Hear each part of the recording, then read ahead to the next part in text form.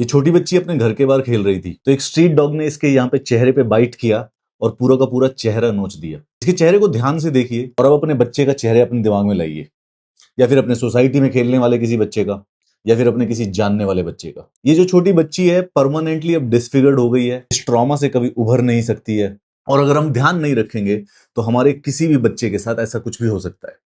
आपके बच्चे के साथ इससे भी ज्यादा बुरा पता क्या हो सकता है? डेथ। एक्चुअली मैं आपसे रेबीज के बारे में बात करना चाहता हूं। रेबीज एक ऐसी फेटल बीमारी है जिसके सिम्टम्स अगर एक बार आ जाएं तो 100% मोर्टेलिटी होती है। रेबीज जो है वो कुत्तों के काटने से फैलती है। एक बार अगर सिम्टम अपीयर हो जाएं तो उसके बाद कभी भी सर्वाइवल नहीं होता है। 100% फैटिलिटी रेट है। कुत्ते के काटने के बाद वेरिएबल टाइम होता है। कभी ये बीमारी एक हफ्ते बाद शुरू हो सकती है, कभी 3 महीने बाद शुरू हो सकती है, कभी कभी 1 साल के बाद भी शुरू हो जाती है। पर जैसे ही एक बार सिम्टम आ जाते हैं तो गारंटीड 2 से 10 दिन के अंदर अंदर बच्चे की डेथ हो जाती है, या फिर बड़े आदमी की भी डेथ हो जाती है। इस बीमारी को पहले हाइड्रोफोबिया के नाम से जाना जाता था। जिसको भी रेबीज की बीमारी हो जाती है उसको पानी से डर लगने लग जाता है। रेबीज होने के बाद आदमी इस प्रकार से तड़प तड़प कर जान देता है। देखिए, इस बच्चे को रेबीज हो गया था और ये कुत्ते की तरह एक्ट कर रहा है। ये सिम्टम्स होते हैं रेबीज के। इसके बचने की कोई संभावना नहीं थी। इस बच्चे की डेथ हो गई।